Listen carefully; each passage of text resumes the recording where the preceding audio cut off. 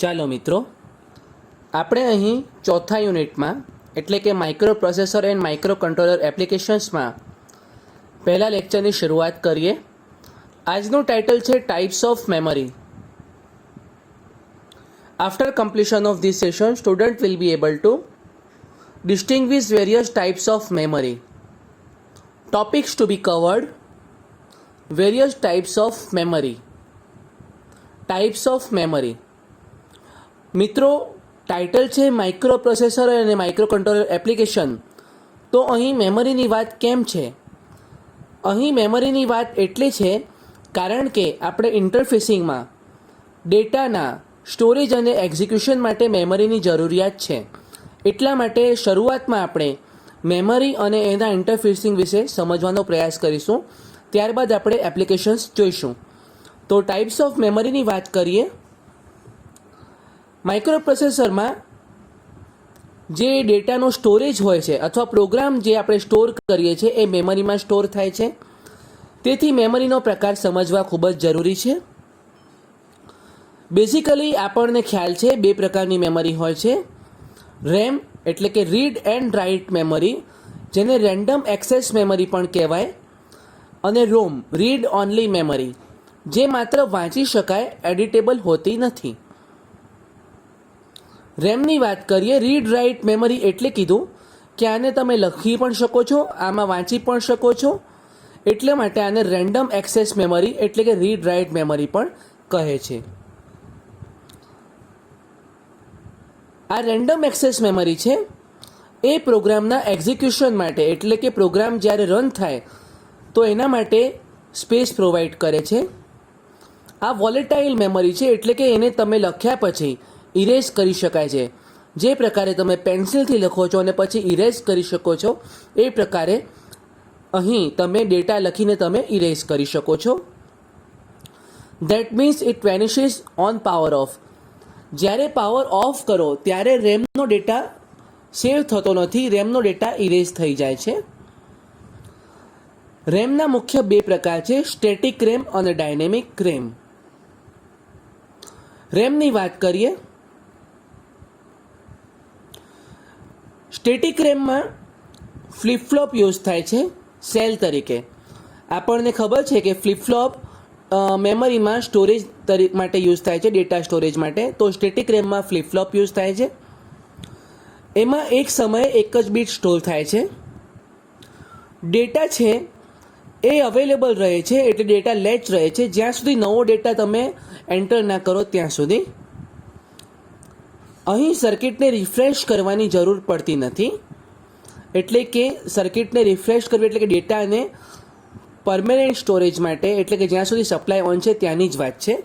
Supply of કરો તો RAM છે એટલે ઓફ થઈ જશે, પરંતુ સપ્લાય ઓન હોય ત્યારે રિફ્રેશ કરવાની જરૂર નથી ડેટા લખાઈ ગયા પછી.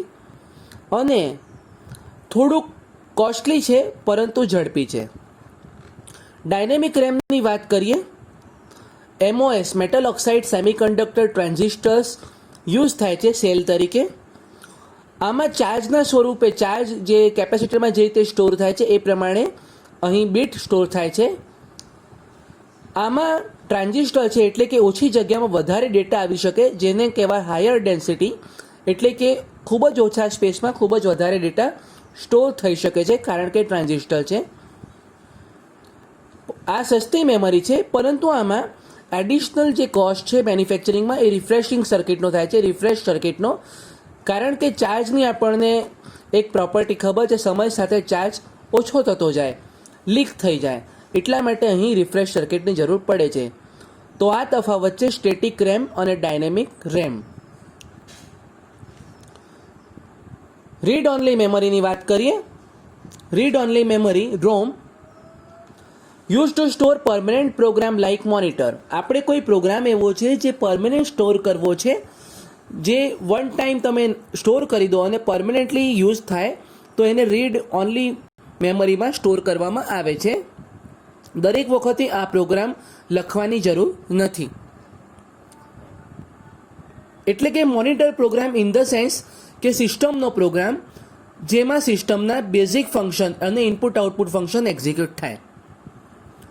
આ નોન વોલેટાઇલ પ્રકારની મેમરી છે જેને ઇરેઝ કરવા માટે સ્પેસિફિક મેથડ્સ યુઝ કરી શકાય છે અને અમુક પ્રકારની રોમમાં ઇરેઝ થતી નથી. વન ટાઈમ એન્ટર થાય છે ડેટા અને પછી ઇરેઝ થતું નથી. તો આપણે એને સમજીએ.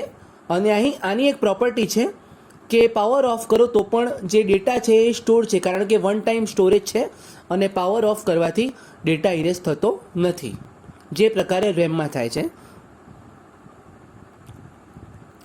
આના પ્રકાર જોઈએ: માસ્ક્ડ રોમ, પ્રોગ્રામેબલ રોમ, ઇરેઝેબલ પ્રોગ્રામેબલ રોમ જેને એપ્રોમ કહીએ છીએ, અને ઇલેક્ટ્રિકલી ઇરેઝેબલ પ્રોગ્રામેબલ રોમ.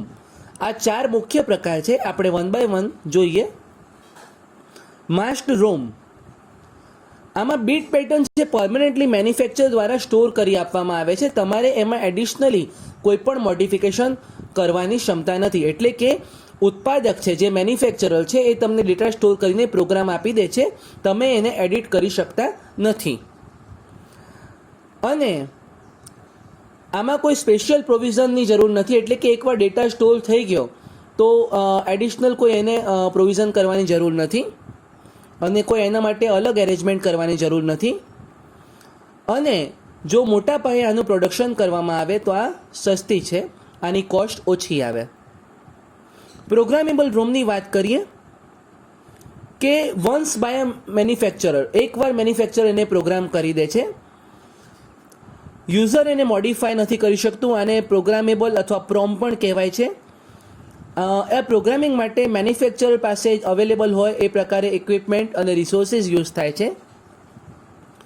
અને પ્રોગ્રામિંગ છે એ તમે એવું કહી શકો કે ડેટા બંધ કરીને આપવામાં આવે છે, જેને આપણે ફ્યુઝ એરેન્જમેન્ટ અથવા મેટ્રિક સ્ટ્રક્ચર પણ કહે છે. તો આ થયા માસ્ક્ડ રોમ અને પ્રોગ્રામેબલ રોમ. ઇરેઝેબલ રોમ, ઇરેઝેબલ નામ પરથી ખ્યાલ આવે છે કે ડેટા ઇરેઝ થઈ શકે. આને મલ્ટિપલ ટાઈમ તમે પ્રોગ્રામ કરી શકો છો, એટલે electrically programmable read only memory કહેવાય છે. તમે રીડ રાઇટ મેમરી અથવા સીડી, તમે રીડ રાઇટ સીડી લખો છો, એ પ્રકારે આ ડેટા યુઝ થઈ શકે છે. આ પ્રોગ્રામ છે યુવી લાઇટને તમે એની વિન્ડો પર જ્યારે ફ્લેશ કરો ત્યારે જે પ્રોગ્રામ છે ઇરેઝ થઈ શકે છે. એટલે કે અલ્ટ્રાવાયોલેટ રેઝ દ્વારા આ છે પ્રોગ્રામ છે ઇરેઝ કરી શકાય છે. અને નવા પ્રોડક્ટ માટે યુઝ થાય છે અને મલ્ટિપલ ટાઈમ પ્રોગ્રામેબલ છે. તો આ પ્રકારે છે. આ યુઝર પણ અમુક સમયે આનું પ્રોગ્રામિંગ કરી શકે છે, રીપ્રોગ્રામ કરી શકે છે યોગ્ય અરેન્જમેન્ટ દ્વારા.